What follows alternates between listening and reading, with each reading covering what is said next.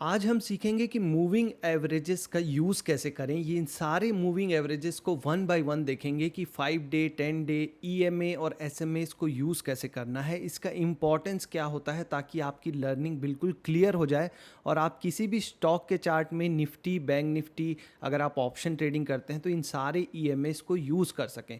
So one by one हम देखेंगे कि इन मूविंग एवरेजेस का इम्पॉर्टेंस क्या है और इनको यूज़ कैसे करना है। तो सबसे पहले हम देखते हैं कि 5 day EMA exponential moving average का इंपॉर्टेंस क्या है और इसको यूज़ कैसे करते हैं किसी भी चार्ट में। तो 5 डे ईएमए होता है जो दिखाता है कि स्ट्रॉन्ग मोमेंटम है। मतलब कि अगर आप किसी भी चार्ट में, जैसे यहाँ मैंने निफ्टी का चार्ट ओपन कर लिया और निफ्टी के चार्ट में मैंने लगाया 5 ईएमए। तो 5 ईएमए लगाने के बाद अगर प्राइस ईएमए के ऊपर ही चल रहा है, जैसे इस जोन को आप देखो, 5 ईएमए के ऊपर चल रहा था प्राइस, इसको टच भी नहीं कर रहा था, फाइनली यहाँ पे टच किया। मतलब कि डेली कैंडल्स, ये डेली चार्ट है, तो आपको डेली चार्ट में किसी भी स्टॉक के डेली चार्ट में या निफ्टी, बैंक निफ्टी या इंडेक्स के चार्ट में आपको 5 ईएमए लगा लेना है। कैसे लगाते हैं? tradingview.com पे चले जाओ या अपने ब्रोकर के टर्मिनल पे भी आप इंडिकेटर के सेक्शन में लिखो EMA, exponential moving average EMA, और उसमें सेटिंग में चेंज कर दो 5। यहाँ पे 9 होता है, उसको आप 5 कर लो। बस इतना सिंपल है। उसके बाद आपका इंडिकेटर लग जाएगा। जब भी प्राइस डेली कैंडल्स इसको टच न कर रही हो, यहाँ देखो, यहाँ पे ईएमए को नीचे से क्रॉस किया प्राइस और इसको टच नहीं कर रहा है। कितने कैंडल से? 1 2 3 4 5 6 7 8 9 10। तो आपको 10 दिन तक आप उस मोमेंटम को राइड कर सकते हो। आप वेट कर सकते हो कि मैं जिस दिन कैंडल इसको टच करेगी मैं एग्जिट करूंगा। सपोज आपने यहाँ पे कॉल बाय कर लिया ये देख के कि ये ऊपर जा रहा है, आपको तो पता नहीं कहाँ निकलना है। आप हो सकता है नेक्स्ट डे निकल जाओ और प्राइस ऊपर चला जाए, आप हो सकता है नेक्स्ट डे न निकलो और प्राइस नीचे आ जाए। ये सारे कन्फ्यूजन रहते हैं ना आपको कि कहाँ निकलना है। तो ये सब आपको हेल्प करता है पूरे मोमेंटम को राइड करने के लिए, मतलब उसमें बने रहने के लिए। तो आप जैसे यहाँ पे अगर किसी ने पुट खरीदा होता या मान लो सेल साइड की पोजीशन बनाई होती, कॉल बेच के बैठा होता, तो उसको पता होता कि मैं इस पूरे जोन में बैठे रहूँगा और ये डिसाइड कर लेता कि जब कोई कैंडल इसको ऊपर क्रॉस करके क्लोज कर देगी मैं निकलूँगा। ये एक सिस्टम बन गया, आपको किसी से पूछने की ज़रूरत नहीं है। एक सिस्टम बनाना बहुत आसान है, फिर आपको सिर्फ उस सिस्टम के मुताबिक ही एंट्री एग्जिट लेनी है। अगर मैंने एक सिस्टम बनाया 5 ईएमए को लेके कि जैसे ही 5 ईएमए को रेड कैंडल यहाँ क्रॉस करके क्लोज करेगी मैं सेल साइड में ट्रेड लूँगा और मैं एग्जिट कहाँ करूँगा? यहाँ मेरी एंट्री हो गई, सेल साइड में मेरी एंट्री हो गई, और एग्जिट मैंने सोच लिया कि जब वो कैंडल क्लोज कर देगी 5 ईएमए को ऊपर की तरफ, जैसे इस कैंडल ने क्लोज कर दिया, तो मैं यहाँ पे क्या कर लूँगा? एग्जिट कर लूँगा। तो स्ट्रॉन्ग मोमेंटम जब आपका रहेगा तो आपको एक बड़ा फ़ायदा हो जाएगा। जब साइडवेज मूवमेंट मार्केट होगा तो ये स्ट्रेटजी काम नहीं करेगी। लेकिन जैसे स्ट्रॉन्ग मोमेंटम, जैसे अभी अगर आप देखोगे आज की डेट में, तो निफ्टी जिस हिसाब से गिर रहा है, अभी किसी को नहीं पता कि कहाँ से ये पलटेगा।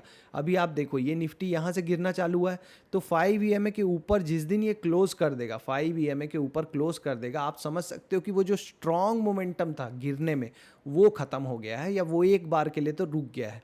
तो आपको उस टाइम तक वेट करना है, तो आपको पता चल जाएगा। तो इस तरह से हेल्प करता है 5 ईएमए।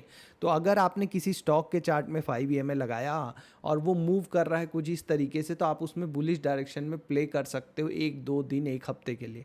ये वेरी शॉर्ट टर्म के लिए एक स्ट्रैटेजी हो सकती है। ठीक है, 5 ईएमए का यूज़ ये होता है, स्ट्रॉन्ग मोमेंटम दिखाता है 5 ईएमए। नेक्स्ट होता है 10 डे ईएमए, मतलब 10 दिन का एक्सपोनेंशियल मूविंग एवरेज। ये दिखाता है शॉर्ट टर्म ट्रेंड। अब इसको लगाने के लिए क्या करना है? आपको सेम चार्ट में अपने ईएमए की सेटिंग को खोलो, इस 5 को कर दो 10। अब ये आपको शॉर्ट टर्म ट्रेंड दिखा रहा है कि शॉर्ट टर्म में ट्रेंड किस तरफ है। अब आप यहाँ से देखो, जहाँ से निफ्टी गिरना चालू हुआ था, यहाँ से ये पूरा 10 ईएमए से वापस रेजिस्टेंस ले लेके यहाँ पे इसको क्रॉस किया। और जब इसको क्रॉस किया, अगर आप सिर्फ इसी स्ट्रेटजी पे रहते कि मैं 2 हफ्ते के लिए, 3 हफ्ते के लिए या 1 महीने के लिए, जो शॉर्ट टर्म में जो ट्रेंड होता है, बहुत लंबी अवधि के लिए नहीं है, 10 पीरियड का जो मूविंग एवरेज है, पर शॉर्ट पीरियड में आप सोच सकते हो कि जब तक इसके नीचे रहेगा मैं बने रहूँगा। तो अगर आपने यहाँ पुट खरीदा लॉन्ग टर्म का, मतलब महीने का, 2 महीने का, तो आप बने रह सकते हो इसमें। जैसे अभी किसी ने यहाँ पुट खरीदा है, तो वो जब तक बने रह सकता है जब तक ये 10 पीरियड मूविंग एवरेज के ऊपर क्लोज ना कर दे। हो सकता है थोड़ा प्रॉफिट कम हो जाएगा आपका, लेकिन हो सकता है ये और भी यहाँ तक गिर जाए और आपको जो प्रॉफिट मिलने वाला था आप उसमें बैठे रह जाओ। मार्केट में बैठे रहना बहुत मुश्किल है प्रॉफिटेबल पोजीशन में, सबको डर लगता है। तो ये सब इंडिकेटर और स्ट्रैटेजीज हेल्प करती हैं आपका बने रहने में। ठीक है, अब मान लो किसी ने यहाँ पे ही सोचा होता कि ये जैसे ही ऊपर क्रॉस किया मैं यहाँ पे बाई कर लेता हूँ ऊपर के लिए, मान लो, तो ये जब तक इसके ऊपर बना हुआ है तब तक हम बने रह सकते हैं। तो ये आपको एक शॉर्ट टर्म में ट्रेंड दिखाता है। यहाँ पे साइडवेज हो गया क्योंकि ये इसके दोनों तरफ जाने लग गया। अभी फिर से देखो ये इसके बहुत नीचे है, इसको टच भी नहीं कर रहा है। तो पहले तो ये इसको टच करेगा, उसके बाद इसके ऊपर क्लोजिंग देगा। जब इसके ऊपर क्लोजिंग देगा तो आप सोच सकते हो जो गिरावट है वो एक बार के लिए रुक गई है। तो किसी भी स्टॉक के चार्ट में भी अगर आपको छोटी अवधि के लिए आपको ट्रेड लेना है, जैसे कि एक हफ्ते से लेके एक महीने तक का, तो आपको जो 10 पीरियड का मूविंग एवरेज है, एक्सपोनेंशियल मूविंग एवरेज, ना कि एसएमए, हम बात कर रहे हैं ईएमए की। आगे बात करेंगे एसएमए की जब हमारे बड़े वाले जो टाइम फ्रेम आएंगे, जब यहाँ 50 से शुरू करेंगे 50 से, तो एसएमए की बात करेंगे। अभी हम ईएमए की बात कर रहे हैं। अब नेक्स्ट है 20 डे ईएमए। 20 डे ईएमए आपको पुल बैक के लिए सपोर्ट देता है। जब किसी भी डायरेक्शन में ट्रेंड चल रहा होता है तो उसके उल्टी डायरेक्शन में छोटे छोटे मूवमेंट्स आते हैं, वो कहाँ से रिवर्स हो सकते हैं ये पता लगाने के लिए हम 20 डे ईएमए यूज़ करते हैं। तो इसको हम बना लेंगे 20 दिन का एक्सपोनेंशियल मूविंग एवरेज। अब देखो, अब आपको क्या हो गया, अब जिसको शांति से थोड़ी लंबी अवधि के लिए ट्रेड करना है वो 20 डे मूविंग एवरेज का यूज़ कर सकता है। अगर किसी ने यहाँ मान लो ये एक्स जो इलेक्शन डे के बाद जो अप ट्रेंड चालू हुआ था 4 जून के पास, उसके बाद अगर मान लो सोचा होता कि मैं एक लंबा राइड लेना चाहता हूँ 2 महीने 3 महीने 6 महीने का, इतने लंबे राइड, अभी तक हम 1 महीने तक की बात कर रहे थे, 1 महीने से लेके 6 महीने तक का, तो आप सोच सकते हो कि मैं 20 पीरियड मूविंग एवरेज लगा लूँ। चाहे आप स्टॉक में लगा लो, चाहे आप इसमें लगा लो इंडेक्स में, हम एक स्टॉक में भी देख लेते हैं। तो जब ये 20 पीरियड मूविंग एवरेज के जब तक नीचे नहीं आ जाता, देखो यहाँ पे भी ये इसके नीचे क्लोजिंग नहीं हुआ है, ग्रीन कैंडल यहाँ पे फाइनली क्लोज हुआ है, तो आप लगभग यहाँ 4 जून से लेके 6 अगस्त तक, मतलब लगभग 2 महीने तक इस ट्रेड में बने रह सकते थे। अब आप कैसे बने रह सकते हो सकता है आपने 3 महीने का कॉल खरीदा हो सकता है आपने सेल पोजीशन बनाई हो, पुट बेच के बैठे हो आप 3 महीने का, या फ्यूचर खरीद के बैठे हो, या कोई स्टॉक खरीद के बैठे हो, तो आप एक लंबा राइड कर सकते हो पूरे ट्रेंड को। यहाँ देखो जब गिरावट चालू हुई तो 20 पीरियड मूविंग एवरेज से कैसे इसने रेजिस्टेंस लिया, ये सारे पॉइंट्स आपको देखने के लिए बहुत इंपॉर्टेंट है। ये दिख रहा है आपको 20 पीरियड मूविंग एवरेज के पास जा जाके प्राइस ने वापस से एक रिवर्सल दिया है।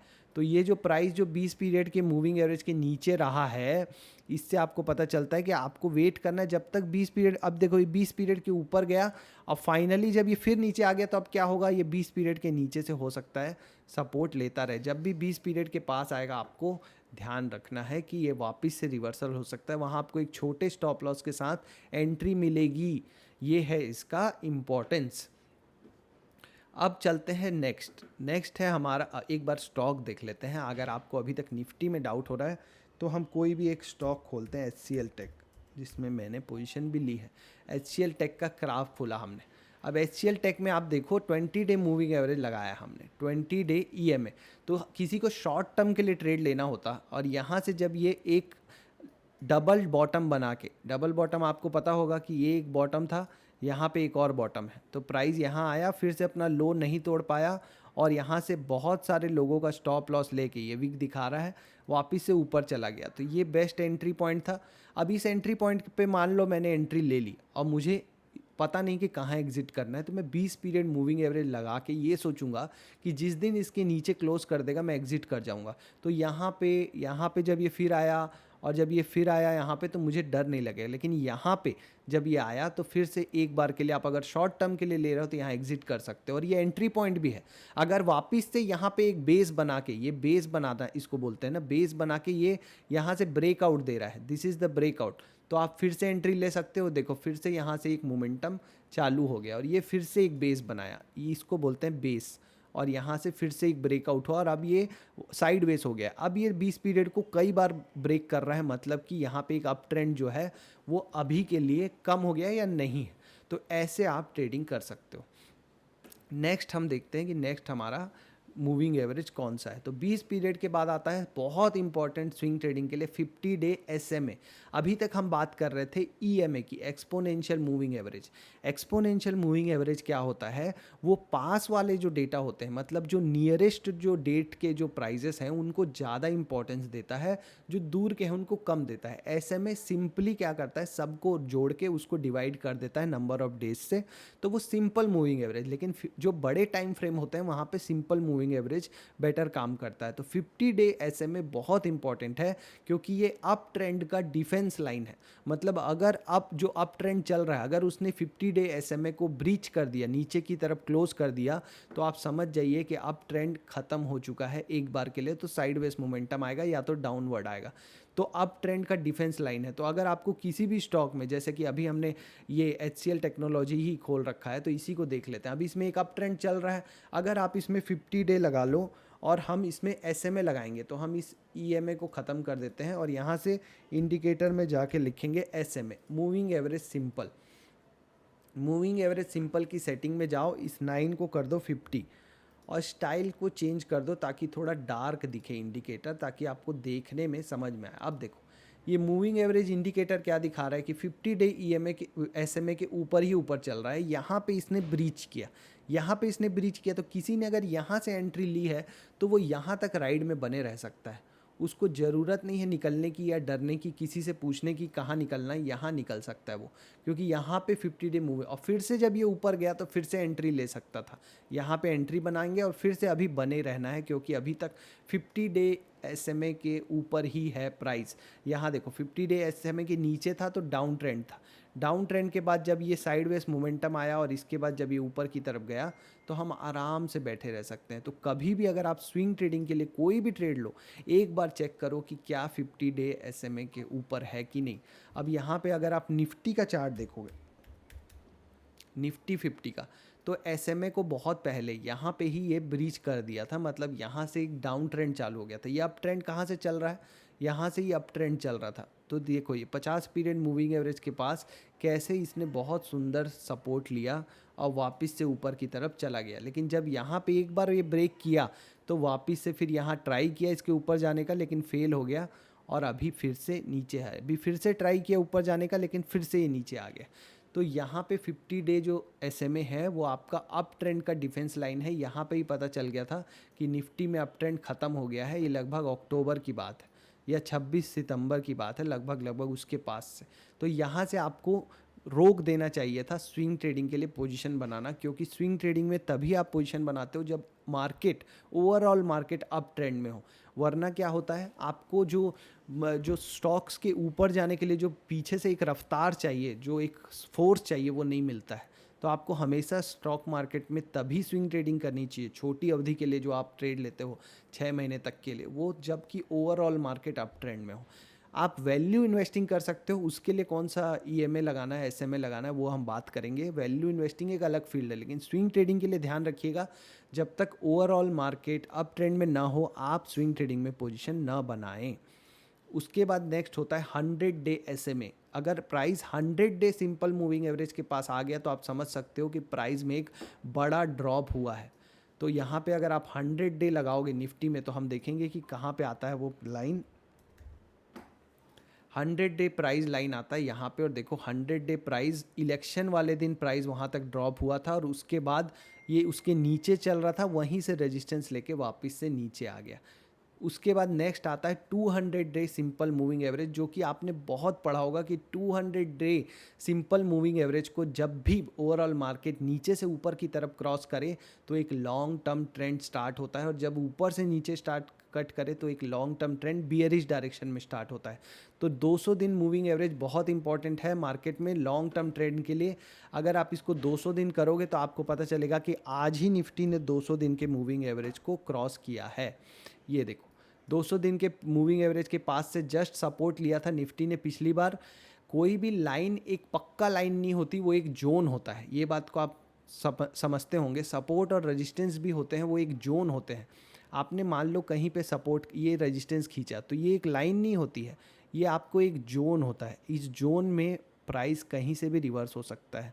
आपको समझना चाहिए। वैसे ही ये जो मूविंग एवरेज लाइन है, इसके पास से अगर ये सपोर्ट लेके ऊपर जा रहा है, मतलब कि ये यहाँ से ट्राई किया था मार्केट ने वापस से ऊपर जाने का। बहुत से ऐसे लोग होते हैं जो वेट करते रहते हैं कि कब प्राइस 200 दिन के पास आए तो हम फिर से खरीदें, नई पोजीशन बनाए। तो उन लोगों ने यहाँ पोजीशन बनाई, लेकिन मार्केट वापस से लाके नीचे ले आया है। तो इसका मतलब है कि मार्केट बहुत वीक चल रहा है और यहाँ से नीचे जाने की संभावना बहुत है।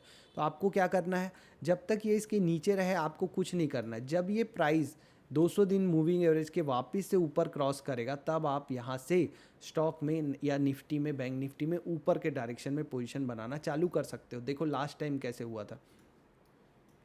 अगर आप मैं पीछे दिखाऊं आपको, कब से 200 दिन पीरियड के ऊपर चल रहा है प्राइस। देखो कब से यहाँ सपोर्ट लिया इसके पास आके, इलेक्शन वाले दिन यहाँ से सपोर्ट लिया ऊपर जाके, यहाँ पे देखो नीचे आया था। ये लगभग है मार्च 2023 की बात। अगर आपने मार्च 2023 में जब ये वापस से 200 दिन पीरियड को ऊपर क्रॉस किया, तब आपने सोचा होता कि मैं ऊपर के लिए पोजीशन बनाता हूँ इस पॉइंट पे। तो देखो ये ऊपर क्रॉस किया, पुल बैक लिया 200 पे, और ये ऊपर ही है तब से। अगर किसी ने यहाँ पे ऊपर के डायरेक्शन में स्टॉक्स में रिलेटिव स्ट्रेंथ देख के या तो निफ्टी में एक लॉन्ग टर्म ट्रेड लिया होता, 1 साल के लिए, 2 साल के लिए, तो बहुत पैसे बन सकते हैं। वैसे ही अभी कोई लेट नहीं हुआ मार्केट में, कभी लेट नहीं होता। अभी देखो ये फिर से इलेक्शन वाले दिन यहीं से सपोर्ट लिया था, अब तो नीचे आ गया ना। अब नीचे आ गया तो नीचे के लिए पोजीशन ले सकते हो जब तक ये 200 दिन के पीरियड के नीचे है। अगर ये वापस से 200 दिन के पीरियड के क्रॉस करके ऊपर चला गया, यहाँ से प्लान करना चाहिए स्टॉक मार्केट में। गैस नहीं करना चाहिए कि ये होगा, ये ऊपर जाएगा, नीचे जाएगा। बहुत लोग मुझसे पूछते हैं इंस्टाग्राम में या कि मंडे को मार्केट क्या होगा। अरे मंडे का यार मुझे तो 1 महीने का भी नहीं पता क्या होगा। बस एक गेस वर्क होता है, प्रिडिक्शन होता है, और हर प्रिडिक्शन के लिए आपके पास एक प्लान होता है। जब आप उस प्लान के हिसाब से ट्रेड लेना चालू करते हो तो आप स्टॉक मार्केट में सक्सेसफुल होना चालू हो जाते हो। ये प्रिडिक्शन का खेल है, प्रायिकता का। अब यहाँ से दिख रहा है ना कि एक बार ट्राई किया बायर्स ने 200 दिन का पूरी पीरियड मूविंग एवरेज को संभालने के लिए, लेकिन दोबारा वापस आ गया। मतलब कौन स्ट्रांग है? सेलर स्ट्रांग है, सिंपल सी बात है। पिछली बार बताओ कब ब्रेक हुआ था? 2023 मार्च में ब्रेक हुआ था 200 पीरियड का मूविंग एवरेज। तो लगभग आपका 1.5 साल के बाद या 1 साल 8 महीने के बाद वापस से नीचे आया है, मतलब बहुत इंपॉर्टेंट है ना। तो अब मैं क्या करूँगा, अब मैं वेट, अगर मुझे ऊपर के लिए डायरेक्शन के लिए कोई ट्रेड लेना है जैसे किसी स्टॉक्स में, तो मैं स्टॉक्स को अपने वॉच लिस्ट में रखूँगा। जैसे ही ये वापस से 200 पीरियड मूविंग एवरेज को कभी भी क्रॉस करेगा, मैं ऊपर के लिए ट्रेड लेना चालू कर दूंगा। या तो अगर मुझे ऑप्शंस में लेना है, निफ्टी में लेना है, बैंक निफ्टी में लेना है, तो मैं क्या करूंगा, अभी मैं बियरिश डायरेक्शन में ट्रेड लूँगा। अगर ये वापस से ऊपर आके क्रॉस कर देता है तो मैं लॉस बुक कर लूँगा। ये होता है ट्रेड प्लान करना, लॉस को दिमाग में रख के कि ये भी हो सकता है ये कल ही क्रॉस कर दे ऊपर, पर मैं तैयार हूँ उसके लिए भी लॉस बुक करने के लिए, तभी मैं ट्रेड लूँगा। ठीक है, ये नहीं कि नहीं सर ये तो नीचे आ गया था, अब तो मैं बैठे रहूँगा, ये वापस नीचे आएगा ही, मेरे करण अर्जुन आएंगे ही। नहीं आते करण अर्जुन, वो मूवीज़ में होता है दोबारा जन्म लेके आ गए। निफ्टी के कैंडल दोबारा जन्म नहीं लेती, वो वापस नीचे गई तो गई। अब बहुत लोग हैं जो बैठे हुए हैं बहुत सारे स्टॉक में, जो ऑलरेडी स्टेज 4 में चला गया है, जबकि मैंने बहुत सारे वीडियोज़ बनाए हैं। बहुत लोग अभी भी पूछते हैं आपके टेलीग्राम का लिंक क्या है, आपके कोर्स का लिंक क्या है। सब कुछ यहाँ पे अवेलेबल है, आप देखो सीखो। बहुत सिंपल ट्रेडिंग करना है। यहाँ पे ये नीचे आया है, मैं ट्रेड ले लूँगा। अब मैं ज़्यादा दिमाग नहीं लगाऊंगा कि सही ही होना है, सही ही होना है का जो रिक्वायरमेंट है ना, वही आपको मार्केट में सफल नहीं होने दे रहा है। आप एक बार सोच लो कि मेरा ये मेरा स्टॉप लॉस है। अब मैं कौन सी स्ट्रेटजी है जो मेरा रिस्क को डिफाइन करती है? मेरा ये स्टॉप लॉस है, मार्केट अभी नीचे जाने वाला है मुझे लग रहा है, क्योंकि 200 पीरियड मूविंग एवरेज के नीचे है। अब अगर ये कल ही यहाँ से ऊपर आके क्लोज कर दे तो मैं निकल जाऊँगा, मैं लॉस बुक करूँगा। लेकिन हो सकता है ये नीचे रहे, बहुत नीचे चला जाए तो मुझे फ़ायदा होगा। अगर मैंने ये सेम लॉजिक से अगर वहाँ पे लिया होता मार्च 2023 में, तो अभी तक मैं बैठा होता अपने पोजीशन में। हो सकता है मैंने 1 साल वाला कॉल ख़रीदा होता या कोई स्टॉक ख़रीदा होता। उस समय से तो सारे स्टॉक 100% 200% बढ़ गए हैं, बहुत से अच्छे स्टॉक। लेकिन ऐसे टाइम में आपको देखना है कौन से स्टॉक नहीं गिर रहे हैं। जैसे HCL टेक्नोलॉजी अभी हमने देखा इस फॉल में भी नहीं गिर रहा है। तो जब मार्केट 200 दिन के पीरियड को ऊपर क्रॉस करेगा तो वैसे स्टॉक रॉकेट हो जाएंगे। लेकिन उनको अभी से नहीं खरीदना है, आप अपने वॉच लिस्ट में रखो। अभी वो साइडवेज हो जाएंगे, अभी वो सारे स्टॉक साइडवेज हो जाएंगे। जब मार्केट 200 दिन के पीरियड को नीचे से ऊपर क्रॉस करके भागेगा तो यही स्टॉक फिर से भागना चालू कर देंगे। ये है स्विंग ट्रेडिंग। अब आते हैं वैल्यू इन्वेस्टिंग पे। तो तो उसके लिए बहुत लोगों को वैल्यू इन्वेस्टिंग समझ में नहीं आती कि वैल्यू कहाँ से करें, क्या पता चले कि सही है। अब आपको देखना है कि आप ऐसे ऐसे स्टॉक्स होते हैं जिनका फंडामेंटल बहुत अच्छा होता है, कि आरओई का नंबर 30% है, जैसे एशियन पेंट है। एशियन पेंट के फंडामेंटल तो मतलब कमाल के हैं, सबको पता है, लेकिन अभी स्टॉक नीचे गिर रहा है। तो हमारे पास होता है 250 डे सिंपल मूविंग एवरेज। अब ये जब भी प्राइस इसके पास आ जाए ऐसी अच्छी फंडामेंटल कंपनीज का या निफ्टी का, तो आप समझ लो वैल्यू जोन है, वहाँ पे खरीदो वैल्यू वाली कंपनीज को। जैसे यहाँ पे अभी हम निफ्टी में ही इसको 250 कर लेते हैं। क्या कर लेते हैं? 250। अब देखो 250 जैसे ही आपने किया, प्राइस यहाँ आ गया, तो अभी ये 250 के नीचे जब जाएगा तो आप समझ जाओ कि ये वैल्यू जोन है। तो निफ्टी में अगर किसी को इन्वेस्ट करना है तो वो क्या कर सकता है? ईटीएफ खरीद सकता है, निफ्टी के ईटीएफ। ईटीएफ मतलब एक्सचेंज ट्रेडेड फंड, मतलब कि निफ्टी बीज होता है ना आपके उसमें ब्रोकर में, निफ्टी बीज, NIFTBEES, निफ्टी बीज, वो खरीदना चालू करो। जब तक यहाँ नीचे है वो खरीदो, जब ये इसके ऊपर जाएगा तो रुक जाओ, खरीदना बंद कर दो। अभी आप देखो 250 के नीचे कब गया था लास्ट टाइम, वो देखते हैं। तो जो ये वाला जो रेंज था, ये देखो कितने थोड़े दिन के लिए ही जाता है 250 के नीचे। ये देखो ये है आपका 2022 में, जब वो इजराइल आपका यूक्रेन रशिया वॉर हुआ था, तब प्राइस 250 के नीचे गया था। उसके बाद ये ऊपर गया, यहीं से सपोर्ट लिया और फिर से वापस। तो ये जोन होते हैं वैल्यू बाइंग के लिए। आप मिस कर देते हो, फिर आप सोचते हो अरे यार उस समय तो खरीदना चाहिए था। कोविड के टाइम में देखो, ये कोविड के टाइम में 250 मूविंग एवरेज के नीचे था प्राइस। इतने टाइम नीचे रहा, कितने टाइम नीचे रहा? फरवरी से लेके जुलाई तक। अब इस टाइम में जिसने खरीदा वो तो यहाँ पे बहुत पैसे बनाया। तो ये टाइम होता है खरीदने का। अब यहाँ ये खरीद लिया तो ये नहीं कि और नीचे नहीं जाएगा, और नीचे जाएगा, लेकिन आपको और खरीदते जाना है अच्छी कंपनियों को, अच्छी कंपनीज के स्टॉक्स को। वहाँ पे आपको रिलेटिव स्ट्रेंथ भी काम आएगा, जो आपको बताएगा कि कौन सी कंपनीज़ हैं जो, या स्टॉक्स हैं जो मार्केट को ओवर आउट परफॉर्म कर रहे हैं। या अगर आपको निफ्टी में भी पोजीशन बनानी है तो आप ईटीएफ के जरिए बना सकते हो, और जैसे ही 250 को ऊपर की तरफ क्रॉस करे आप सिंपली कॉल या पुट में भी पोजीशन बना सकते हो लॉन्ग टर्म के लिए। यहाँ पे देखो जब भी इसके नीचे आएगा, ये वैल्यू जोन है, तो यहाँ देखो एक बार ऊपर आया तो बहुत, अभी अगर ये इसके नीचे आता है तो वो वैल्यू जोन होगा। ईटीएफ स्टार्ट करने के लिए बेस्ट टाइम। और अगर आपको कुछ शेयर्स पता है, जैसे सारे एफएमसीजी शेयर्स अभी गिर रही है, कोई स्टॉक रिकमेंडेशन नहीं है, क्योंकि स्टॉक रिकमेंडेशन करना सेबी रजिस्टर्ड का काम है, और सेबी रजिस्टर्ड हम है नहीं, हम तो हैं कुछ और। ये है देखो एशियन पेंट का चार्ट, अब ये 250 दिन के मूविंग एवरेज के नीचे चल रहा है। तो ये है वैल्यू इन्वेस्टिंग के लिए बेस्ट, क्योंकि अगर आपको इसको 10 साल होल्ड करना है, 20 साल होल्ड करना है, जो बड़े बड़े जो टाइम के लिए होल्ड करते हैं, तो ये टाइम होते हैं इनको खरीदने के लिए। क्योंकि यहाँ पे जब आप देखो, अरे खुल जा भाई चार्ट, ये देखो 2020 में कोविड के टाइम में ये इसके नीचे था 250 मूविंग एवरेज के पास, तो ये टाइम था इसको खरीदने का। अगर यहाँ पे ख़रीदा होता आपने तो ये पूरा आपको जोन, आपको रैली मिलती, फिर ये साइडवेज हो गया, साइडवेज हो गया तो ये पूरा जोन आप मार कर लो। अभी तो इसके बहुत नीचे है, मतलब कि ये टाइम है इसमें इन्वेस्ट करने का। अगर आपको बहुत लंबा एक टाइम फ्रेम का विज़न है, 5 साल 10 साल का, ऐसा नहीं कि 1 साल में बढ़ जाएगा ये। अगर आप 10 साल होल्ड कर सकते हो, 20 साल, तो ऐसे स्टॉक्स को जिनको आप सोचते रहते हो कि काश मैंने एशियन पेंट खरीदा होता, काश मैंने ट्रेंट का शेयर खरीदा होता। ट्रेंट का शेयर आपको पता है ना बहुत भागा है। ट्रेंट मतलब जो जूडियो और वेस्ट लाइफ चलाता है। ऐसे स्टॉक्स तो आपके हाथ से निकल गए हैं जो बहुत बड़े हैं पिछले कुछ सालों में। ये कब खरीदने हैं? अगर ये इस लाइन के नीचे आ गया तो। अब यहाँ पे खरीद लिया और यहाँ तक आ गया तो आप सोचोगे अरे यार बहुत ऊपर खरीद लिया, आप बेच के निकल जाओगे। लेकिन इसके नीचे खरीदोगे तो आप वेट कर सकते हो कि वापस से ऊपर जाएगा। देखो इस लाइन के ऊपर ऊपर चल रहा है ना ये, जब भी इसके नीचे आए तो ऐसे अच्छे फंडामेंटल कंपनियों को आप खरीद सकते हो। ठीक है, ये है आज की पूरी लर्निंग। होप आपको पसंद आया होगा। वीडियो पसंद आया तो शेयर कर देना अपने फ्रेंड्स के साथ और चैनल को सब्सक्राइब कर लेना। ऑल द बेस्ट, मिलेंगे नेक्स्ट वीडियो में।